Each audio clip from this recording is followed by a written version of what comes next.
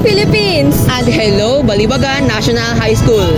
Lumipad ang aming team sa paaralang ito. Na di umano, marami na daw estudyante ang nai-stress.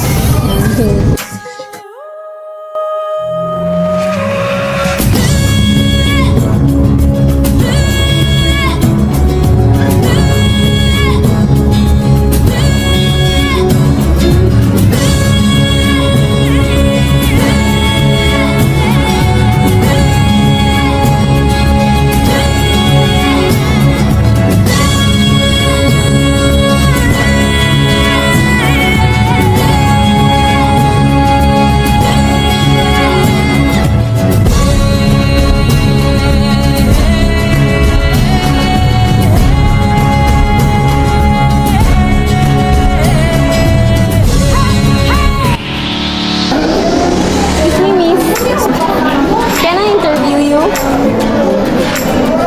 I'm just gonna ask you one question. I am Francis Harrell Ramosa, a grade 12 student from Burgos of Miss Jean Jiho, and we are conducting an interview about personal development entitled Coping with Stress in the Middle and Late Adolescence. So first of all, I want to thank you for allowing us to interview you. So please state your name, grade, and section.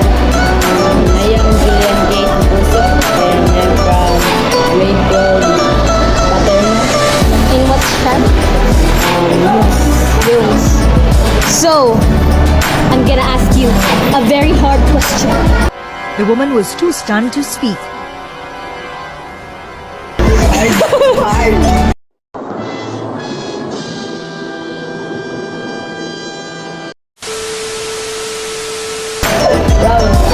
What makes you stress?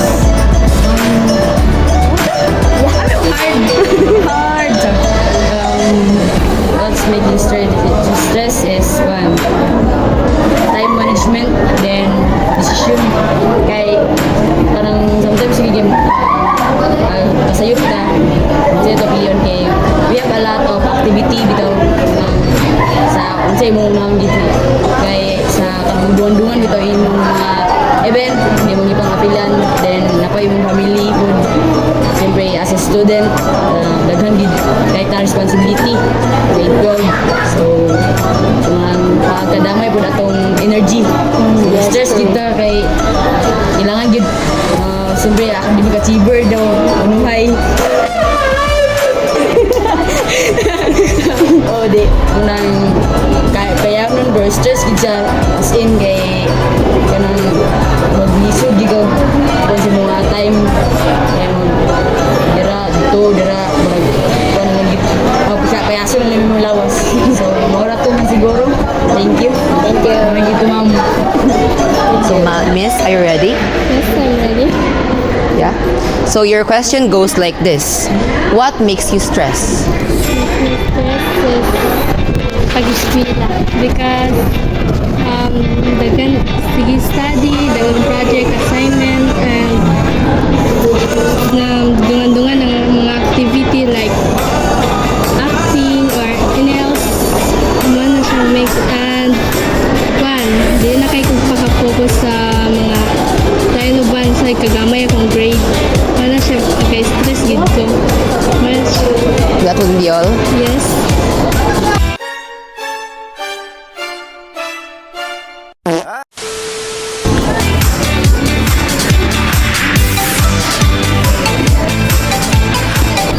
Good day. Before we formally start our interview, let me introduce myself first. I am Giancarlo Rich Villaverca Blinda, and we are grade 12 students from Burgos and of Miss Jane G. Ho. And we are conducting an interview about personal development entitled Coping with Stress in the Middle and Late Adolescence. And can you please state your name, your section, and your strand? My name is Rizam Alto de Lima and I am from grade 11 Tesla, STEM or academic strand. Okay. So, are you ready? Yes. He's ready. And your question goes like this. What are the top 5 stressors for you? I think my top 5 stressors is the deadlines, cramming everything, like dali-dali yun. Duwe kayo magbuhat, tapos dali-dali yun din pag deadline na. Then, my second would be the social pressure. Ga-expect sila og dako sa ko na dili na ko kaya buhaton. And naka-stress ko. Tas third would be the lack of sleep.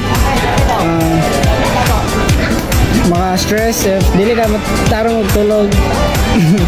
Then doubting to myself na like unsay buhaton, like dili ko sure sa akong buhaton. And lastly would be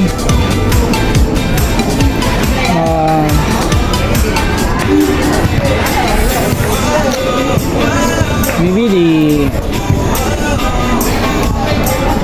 the overcommitment, like kuha na ko tanan, I'm doing it all by myself, the works of my friends, like babato na ako siya para lang sa ila. So, thank you for that.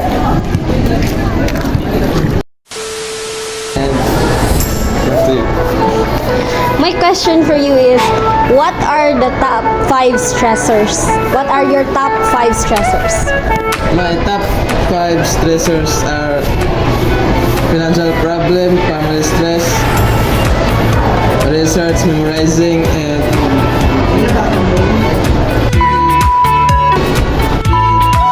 Why is that?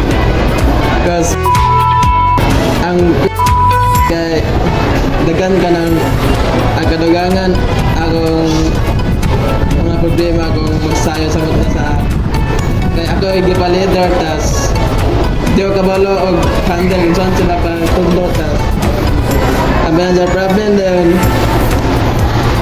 kana kung wala ka kwarta dili ka mag-anay sa eskwelahan kay wala kay pambayad sa mga drivers tas memorizing pag-memorize lisod Japan sa kay mabuto pila ka daw tas tagan bagay gwato ng Japan. Thank you, sir. Thank you, miss.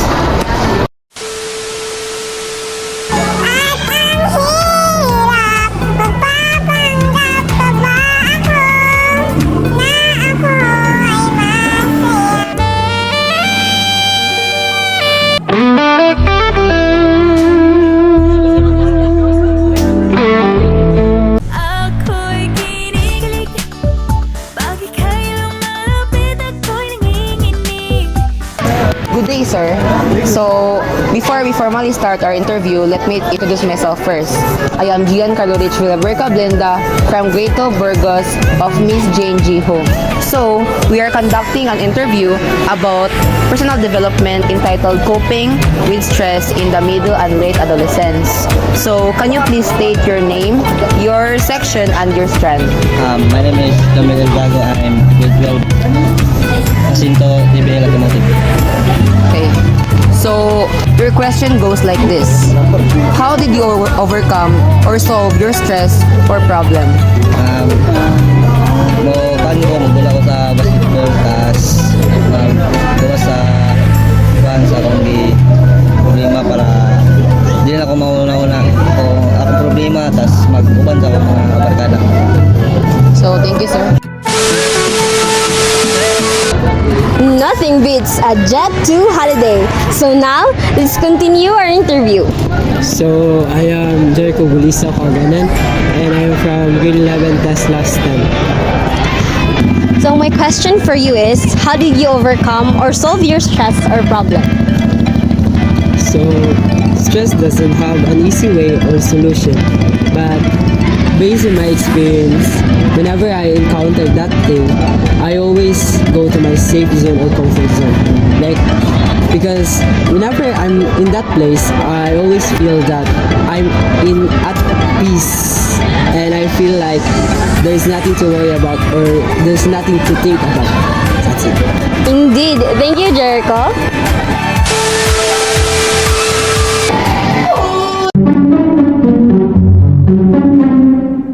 Good day, gorgeous.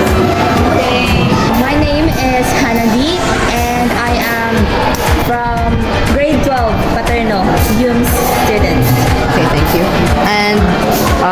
your question goes like this.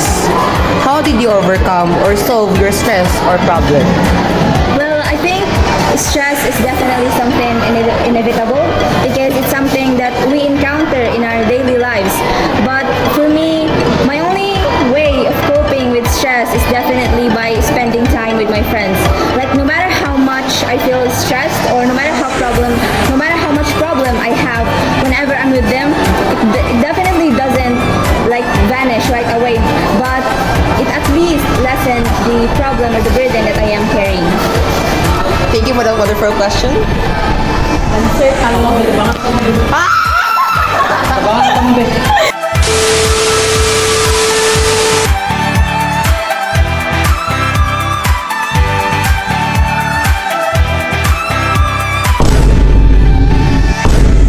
Good day, sir. Before we formally start our interview, let me introduce myself first. I am Gian Calorich Villaverca Blinda from grade 12 Burgos of Miss Jane G. Ho. So, we are conducting an interview about personal development entitled Coping with Stress in Middle and Late Adolescence. So, can you please state your name, section, and your strand? My name is Ken Lawrence C. Mayuman, and I am from the STEM from grade 12 Newton. Okay, thank you. So, your question goes like this. What is your message to all adolescents in BNHS to encourage them to go to school every day? So, to every students of the Balibagan National High School, I highly encourage you to go to school every day. Although thinking that going to school every day is quite stressful and tiring, because I am also a student and I also find it quite stressful and tiring. But although there are days that you are tired or you lack motivation to do school, let that be a challenge for you to overcome, because not everyone is given the opportunity to go to school every day. So if you are given the opportunity to go to school by your parents, so make sure that you do not waste that opportunity. And also keep in mind that your future is within your hands. So go to school every day, take every opportunity that you can, and gather every knowledge that you can learn that will help you grow as a person you are to become in the future. Thank you for that wonderful answer. Good day, sir. Good day po. I'm grade 11 Lapu-Lapu and my sir is Mau. So your question is, what is your message to all adolescents in BNHS to encourage them to go to school every day? Ang ako na musuras na may sandi sa Balibagan. Magkaroon sa lagi sila. Dili magating, dili magara-gara sa mestra. Kailangan maminag sa mestra aron ni matunan. Thank you. As a student, we may feel So ano? Ayaw mo na? Pagod ka na? Ayaw mo na? Pagod na pagod na pagod na pagod na pagod na pagod na pagod na pagod na pagod na pagod na pagod na pagod na pagod na pagod na pagod na. but we should not let stress or problems ruin our goals in life, because that experiences will mold us for our future challenges, and it will help us to be immune to possible obstacles in the future. We should dance to attract the shimmy day and to keep the gloomy sadness away.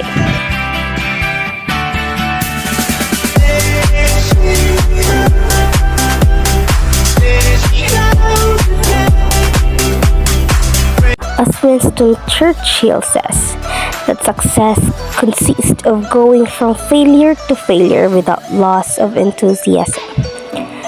And always be reminded to just do your best, because God will do the rest.